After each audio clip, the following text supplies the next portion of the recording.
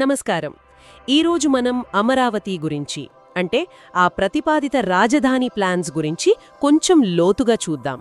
ఆ ముఖ్యంగా దానిలో పచ్చదనం, గ్రీన్ ఇన్ఫ్రాస్ట్రక్చర్కి ఎంత ప్రాధాన్యమిచ్చారనేది ఈరోజు మన చర్చ.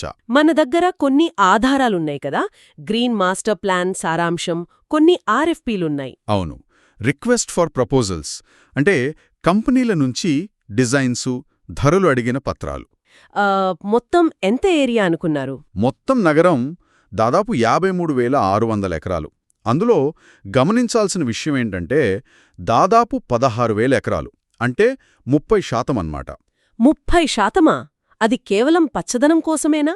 అవును, గ్రీనరీ అండ్ ప్రొటెక్టెడ్ ఏరియాస్ కోసం. ఇది చాలా ఎక్కువ శాతం అని చెప్పాలి. చాలా నగరాల్లో ఇంత ఉండదు. అంటే 3 పెద్ద గ్రీన్ జోన్స్, ఇంకా వేరే రకాల గ్రీన్ స్పేసెస్ ఉంటాయని కూడా అంటున్నారు కదా? కరెక్ట్. ఉదాహరణకి రోడ్లనే తీసుకుందాం. అవెన్యూ ప్లాంటేషన్ విత్ బ్యూటిఫికేషన్ అని ఒక ఆర్ఎఫ్పీ ఉంది. దానిలో ఏముంది? రోడ్ల పక్కన పచ్చదనాన్ని ఎలా ఇంటిగ్రేట్ చేయాలి అనేది చాలా డీటెయిల్డ్గా ఉంది. కేవలం చెట్లు నాటడం కాదు. అంటే పెద్ద పెద్ద రోడ్లకు ఇరువైపులా, కొన్నిసార్లు మధ్యలో కూడా విశాలంగా గ్రీన్ బఫర్స్ ప్లాన్ చేశారు. ఉదాహరణకు రోడ్ E3 ఉంది, 18 కిలోమీటర్ల పైనే పొడవు. దానికి రెండు వైపులా 12 మీటర్ల పైనే బఫర్. అంటే మొత్తం రోడ్డు పొడవున 36 కిలోమీటర్ల గ్రీన్ బఫర్ అన్నమాట. అబ్బా, 12 మీటర్ల బఫర్ అంటే చాలా పెద్దది. మరి అన్ని రోడ్లకు ఇలాగే ఉందా? దాదాపుగా. కొన్నిటికి తక్కువ ఉండొచ్చు, కొన్నిటికి ఎక్కువ. రోడ్ E5కి మధ్యలో 14 మీటర్లు, పక్కన కూడా 14 మీటర్లు ఉంది. కానీ రోడ్ E4కి అసలు బఫర్ లేదు. బహుశా అది ఎక్స్ప్రెస్వే లాంటిదేమో. ఓ అలాగా. అంటే ఉద్దేశపూర్వకంగానే కొన్ని చోట్ల తీసేసుండొచ్చు. మొత్తం మీద ఎంత పొడవు రోడ్లకు ప్లాన్ చేశారు? దాదాపు 322 కిలోమీటర్ల రోడ్ నెట్వర్క్కి ప్లానుంటే అందులో 109 కిలోమీటర్ల పైన మీడియన్ గ్రీనరీ అంటే రోడ్డు మధ్యలో పచ్చదనం ఉంటుందనే ఒక అంచనా. వావ్! అంటే రోడ్లు కేవలం ప్రయాణానికే కాదు, పచ్చదనంతో నిండిన నడవాళ్లుగా కూడా ఉంటాయన్నమాట. భలే ఆలోచన. అవును, రవాణా వ్యవస్థలో గ్రీనరీని ఒక భాగంగా చూడటం అనేది ముఖ్యం ఇక్కడ. సరే, రోడ్ల పక్కన పచ్చదనం చూశాం. మరి నగరంలో పార్కుల సంగతేంటి? పెద్ద పెద్ద పార్కులు కూడా ప్లాన్ చేశారు కదా? అవును, ముఖ్యంగా 3 పెద్ద పార్కుల గురించి డెవలప్మెంట్ ఆఫ్ పార్క్స్ ఆర్ఎఫ్పీలో వివరాలున్నాయి. అవేంటి? 1 శాఖమూరు పార్క్. ఇది చాలా పెద్దది, 190 ఎకరాలు. 190 ఎకరాలా? చాలా పెద్దది. ఏముంటాయి అందులో? లిస్టు చాలా పెద్దది. పూలతోట, craft bazaar, musical fountain, nursery, wilderness park, amusement park, eco resort, boating, sports club, ఇలా చాలా ఉన్నాయి. దాదాపు ఒక చిన్నపాటి వినోద ప్రపంచం అన్నమాట.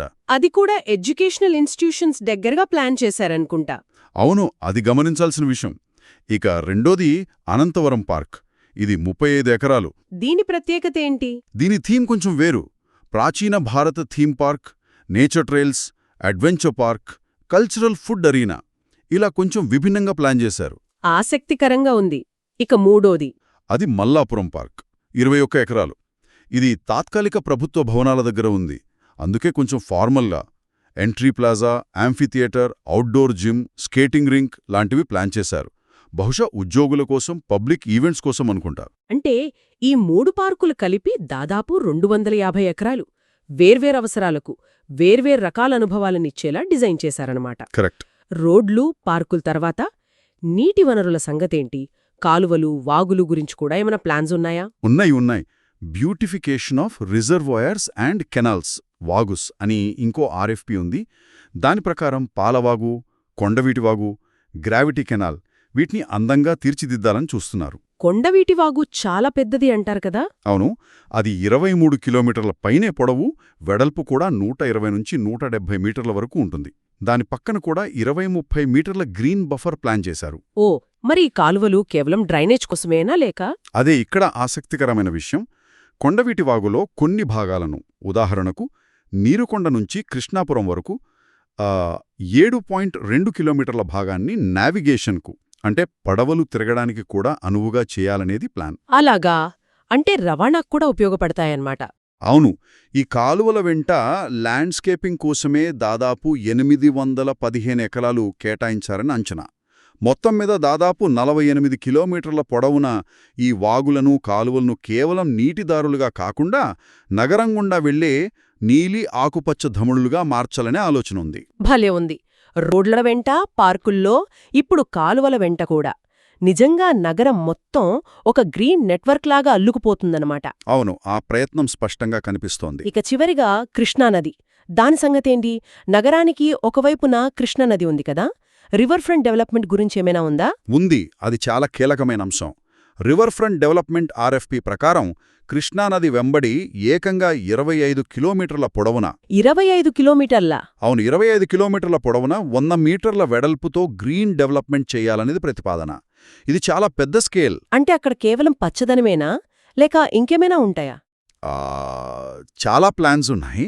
రివర్ ఫ్రంట్ ట్రైల్స్, ప్రొమెనేడ్లు అంటే నడవడానికి వీలుగా ఉండే దారులు, సీనిక్ డ్రైవ్లు, బయోడైవర్సిటీ పార్కులు, రివర్ మార్కెట్లు, థీమ్ పార్కులు, రివర్ మ్యూజియంలు, ఇలా రకరకాల అంశాలు ప్రతిపాదించారు.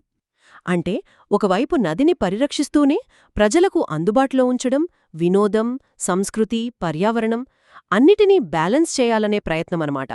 ఖచ్చితంగా నది తీరాన్ని ఒక ముఖ్యమైన కేంద్రంగా, ఆకర్షణగా మార్చాలనేది వాళ్ల ఆలోచన.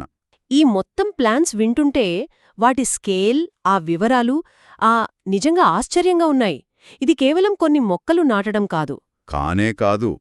నగరాన్ని నిర్మించే ప్రతి అడుగులోనూ, రోడ్ల నుంచి పార్కుల వరకు, కాలువల నుంచి నదీతీరం వరకు పచ్చదనాన్ని సమగ్రంగా, ఉద్దేశపూర్వకంగా భాగం చేయాలనే ఒక పెద్ద ప్రయత్నంలా అనిపిస్తోంది. నిజమే. ఈ ప్రణాళికల వెనుకున్న ఆశయం, ఆ వివరాలు చూస్తే కాగితంపై చాలా ఆకట్టుకుంటున్నాయి. కాని ఇక్కడే ఒక ఆలోచన వస్తుంది. ఏంటది? ఇంత పెద్ద ఎత్తున, ఇంత ఇంటిగ్రేటెడ్గా ప్లాన్ చేసిన గ్రీన్ ఇన్ఫ్రాస్ట్రక్చర్ని వాస్తవంగా నిర్మించడం, దాన్ని దశాబ్దాల పాటు మెయింటైన్ చేయడం, అది ఎంత పెద్ద సవాలు? అవును, అది చాలా ముఖ్యమైన ప్రశ్న. ప్లాన్స్ గొప్పగా ఉన్నాయి, కానీ ఆచరణలో పెట్టడానికి వనరులు కావాలి, నిబద్ధత కావాలి. మరి ఆచరణలో ఎదురయ్యే సమస్యలెలా ఉంటాయి? అన్నిటికన్నా ముఖ్యంగా, ఒకవేళ ఇదంతా నిజమైతే, ఇంత పచ్చదనంతో, ఇంత ప్లానింగ్తో కట్టిన నగరంలో జీవించడం అసలు ఎలా ఉంటుంది?